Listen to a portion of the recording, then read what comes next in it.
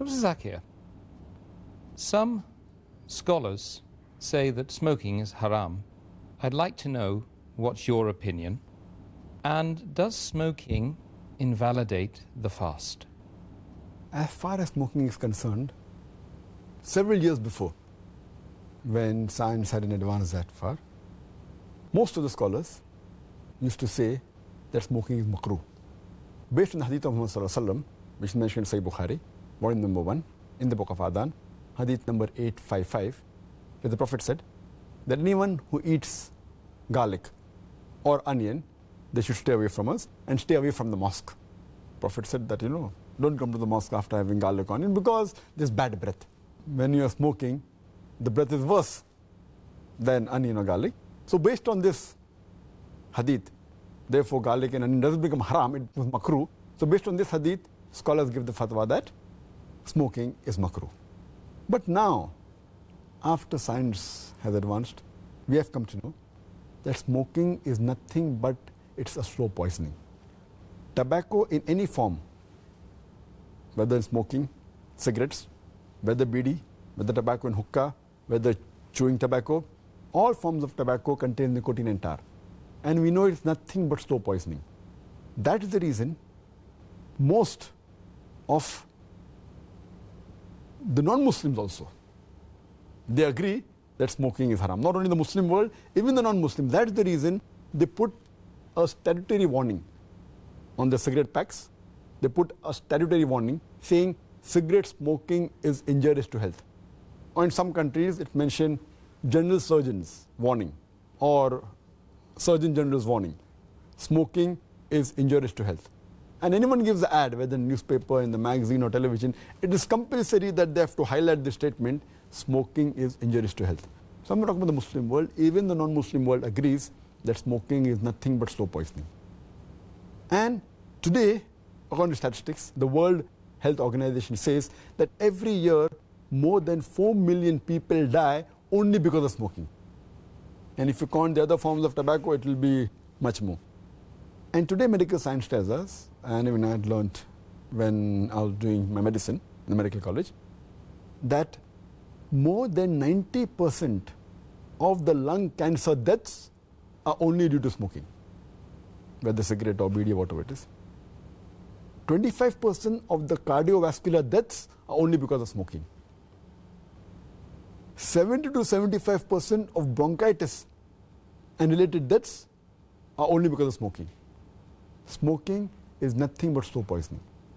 It blackens your lips, blackens your gums, your fingertips, it damages your lips, it damages your esophagus, it damages your stomach, and it can cause constipation, it can cause loss of appetite, it can cause loss of libido, your sexual power gets suppressed, it can cause immunity to the drugs you take, and it reduces the defense of your body. And you can only give a talk on why smoking is haram, and I've given a talk on dietary laws in Islam, and I've covered this topic in detail. Time doesn't permit me here. But based on all these various research, there are today more than 400 fatwas. The majority of the scholars, they agree that smoking is haram, and all form of tobacco is haram. There may be certain scholars of certain countries, including this country where I come from, India, they say it is makruh yet. But most of the scholars, otherwise, throughout the world, majority of them, they agree that smoking is haram. Allah says in the Quran, in Surah Araf, chapter number 7, verse 157, that you follow the prophet, the unlettered prophet who's mentioned in your law and scriptures. And further it says that this prophet asks you to do things which are good for you, tayyib for you. So take what he gives it to you, what is lawful and good. And he prohibits things which are khabith, things which are unlawful, things which are bad for you.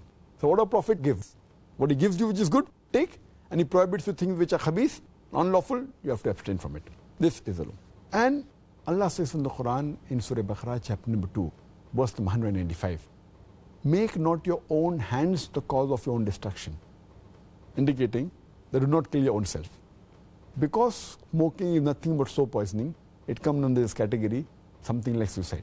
Slow poisoning, every puff you take, you reduce your life. So based on this, there are more than 400 fatwas saying that smoking is haram. And furthermore, this is one of the major reasons why it's haram, Furthermore, Allah says in the Quran, in Surah Araf, chapter number 7, verse number 31, eat and drink, but do not be extravagant. Allah says in Surah Isra, chapter number 17, verse number 26, 27, that do not be extravagant, do not be a spendthrift. For verily, a person who is a spendthrift is a brother of the Satan, is a brother of the devil. And we know that when we smoke, it's nothing but extravagance. It's nothing but taking a pound note or a few pounds, or taking a dollar note, the green dollar bill, or a pound, and lighting up with fire. When we smoke, when we light the cigarette, it's nothing but burning money, whether it be rupees, whether it be dollars, whether it be pounds, whether it be riyals. It's nothing but extravagance, which is haram in Islam. And you can give a list of reasons why it's haram. But just to cut it short, one more reason, that you cannot harm your own neighbor. You cannot harm your own brother. And in smoking, when you exhale out the smoke, it causes more damage to your neighbor. Passive smoking is more dangerous than active smoking. When the person who smokes, when he exhales out, if the person who's a neighbor inhales the smoke, it causes more damage to him than the person who smokes. That's the reason many countries like Singapore, etc., they've banned smoking in public places. In your personal house, you can do it. In public places, in government places, smoking has been banned. So based on this, it's haram. So smoking is haram. As far as the second part of the question is concerned, that does smoking invalidate the fast? Normally when a person smokes, the smoke goes into the lung, but there are some other particles also that go into the stomach. So when you smoke, besides the smoke going into the lungs, it also goes into the stomach, and there are some particles, there are some residual things.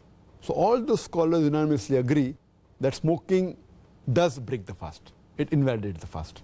So when you're smoking, besides a person breaking the fast, he's even doing a sin, and that reduces the reward. And many people who are chain smokers, they don't smoke during fasting, but the moment the fast ends, after iftar, they take puffs and they keep on smoking the full night. And astaghfirullah, this again defeats the purpose of fasting, increasing of taqwa. And if a person can abstain from dawn to dusk, from the beginning of dawn to sunset, very well he can abstain from smoking from the cradle to the grave. So it's my advice, the chain smoker, Ramadan is a very good time where they can really stop smoking, and that will be a permanent part in their life, inshallah, for the future.